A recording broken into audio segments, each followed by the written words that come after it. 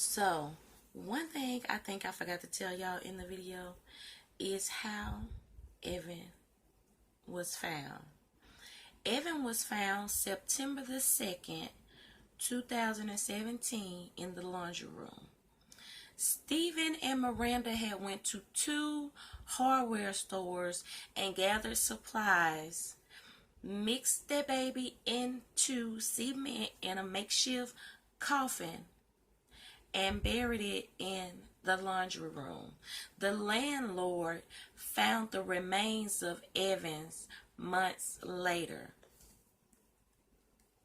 So basically, almost 4 months later, the landlord found Evans' remains in cement buried in the laundry room.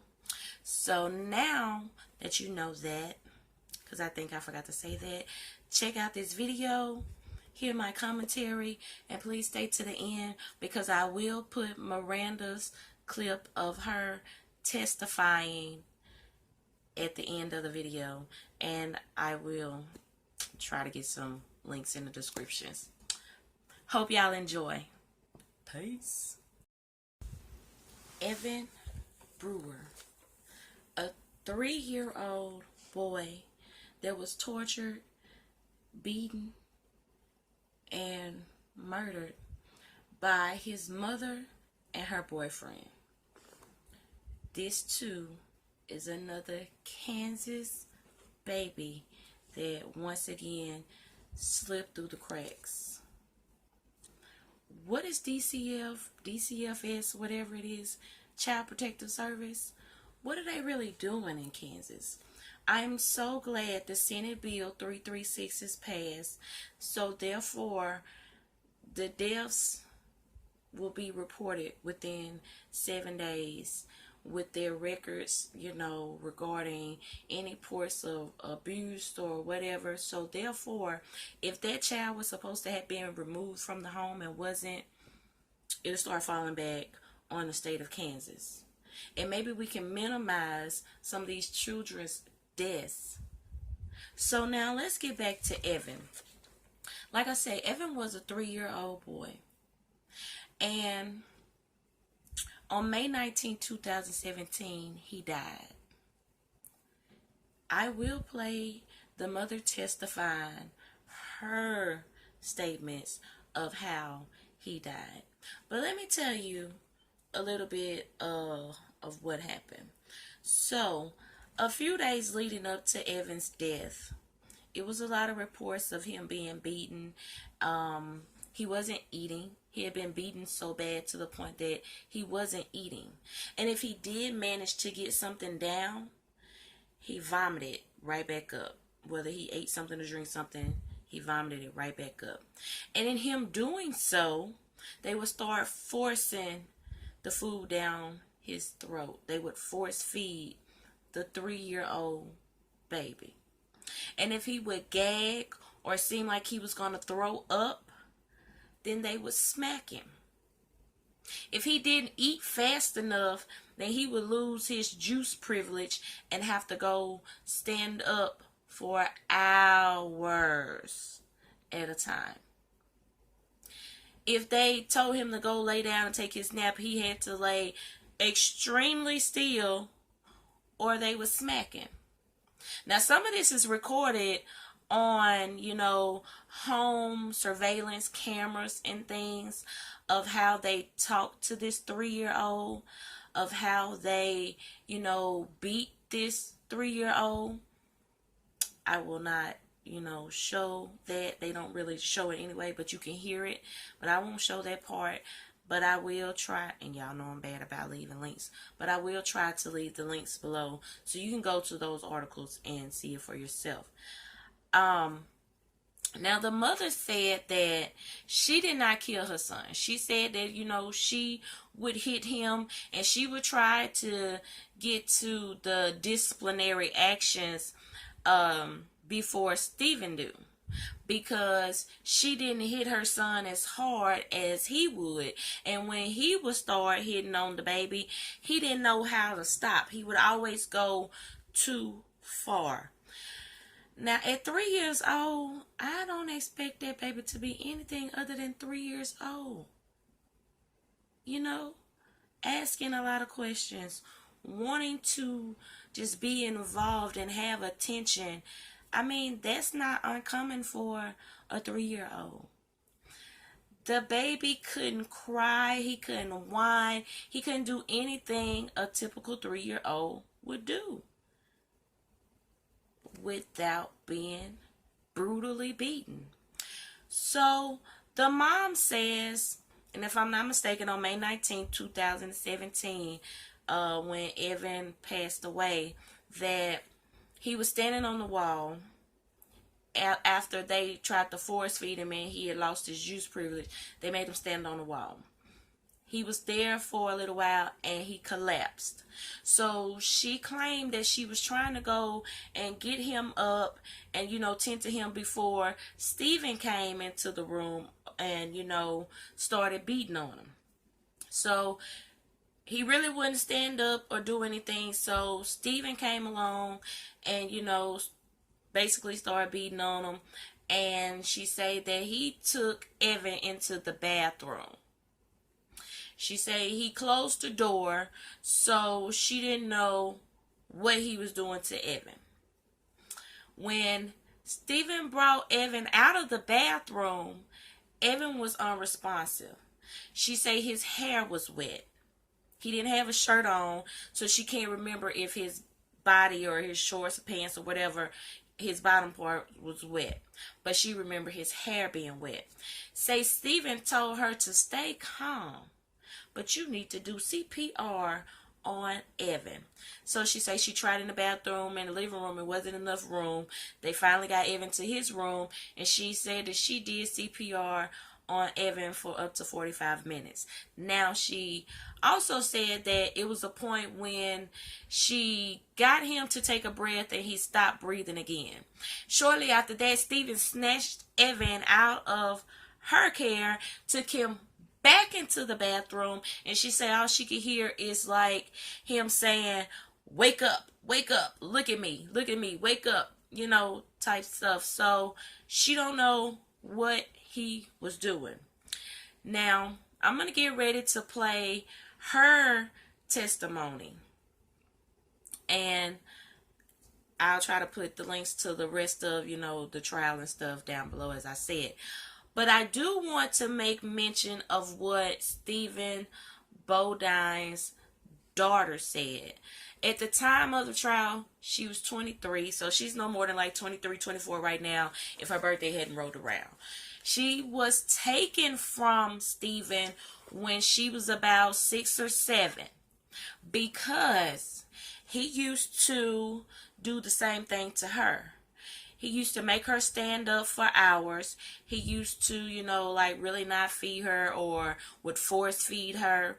She said that he would inject her to bathtub violence, meaning that he would dunk her head in the water several times until, at some point she nearly drowned, And then another thing she said while on the stand was when he would be in the other room, some of his male friends would come in and molest her.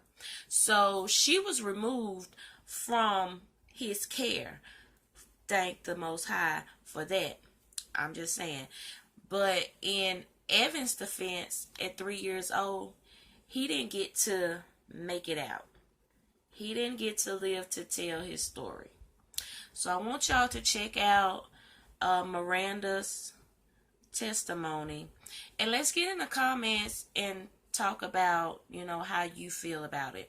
Like, do you really believe her that she absolutely had nothing to do? That, she went to sleep? Because she's going to tell y'all she went to sleep and he took the baby and put it on the couch. And when she woke up, the baby was gone. And, she's going to give you all of that. But I just want y'all to really listen and pay attention. And I want y'all to tell me, what parts do you think she played on May 19th when their baby took his last breath? Do you think that Stephen was dunking that baby in the bathroom, and she's not, even hearing the baby's gagging. I know if that man was putting that baby head under the water, when that baby come up the first couple times, gasping for breath, probably hollering. You probably hear a lot of splashing because the baby is probably fighting for his life.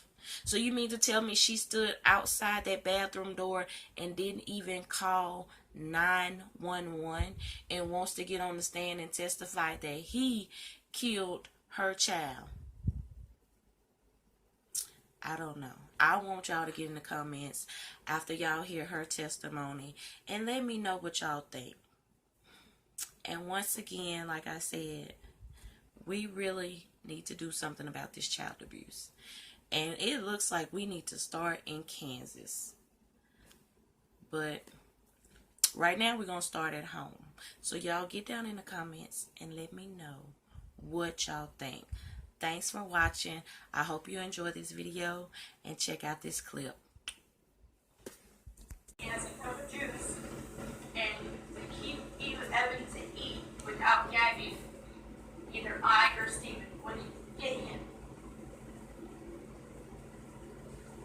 Till after he ate 3 donuts, he had lost his juice because he didn't eat fast enough, according to Stephen.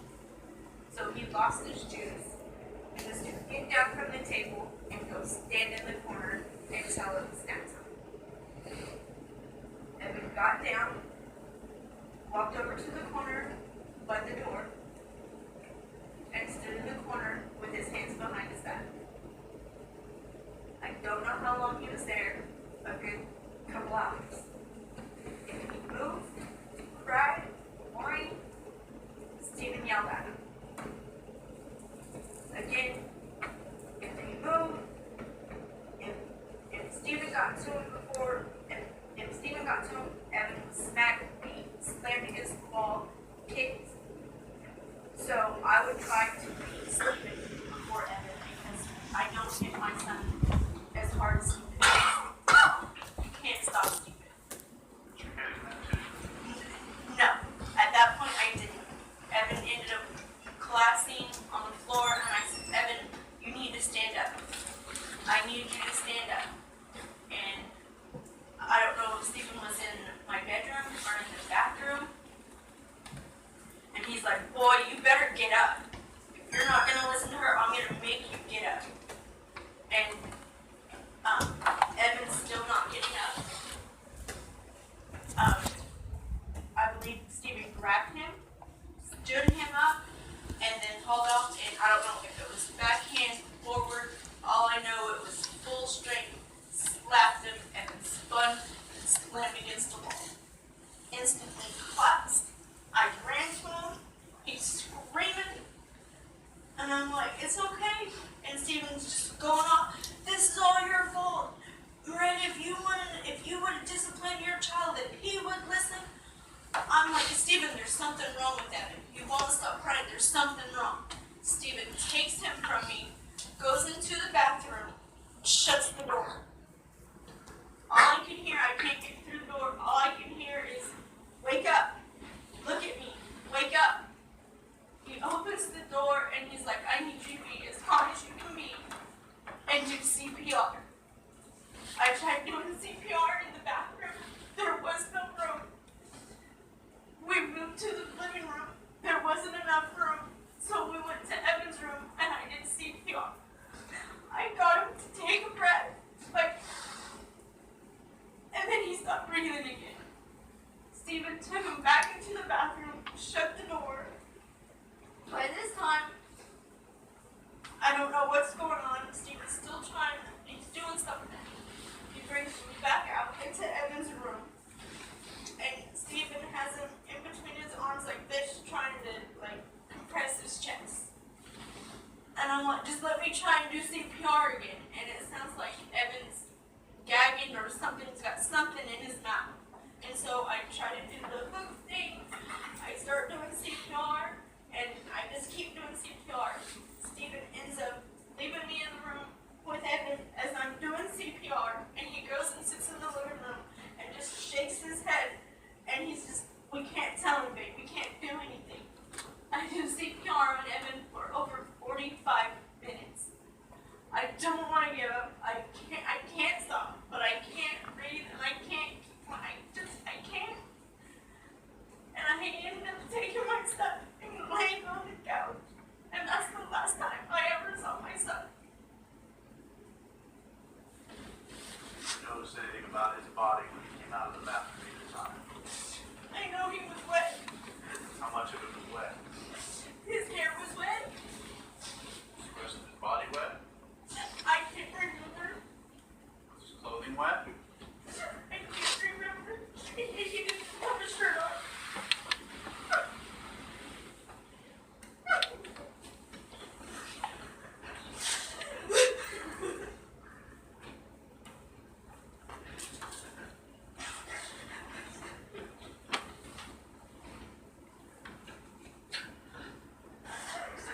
He's right.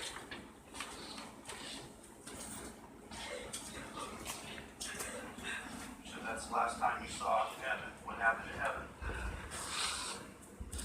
I don't know for sure because the next thing I remember is I'm in my room and it's nighttime. The house has been cleaned up. And I had asked Stephen, I was like, please tell me I just had a nightmare. Please tell me I didn't do CPR on my son. Please tell me he's okay. And he said, he's fine. We sent him away because we can't take care of him properly and not to worry. But it didn't seem right. I knew something wasn't right. And I'm like, where's Evan? And he's like, we're not talking about him. And Evan's name was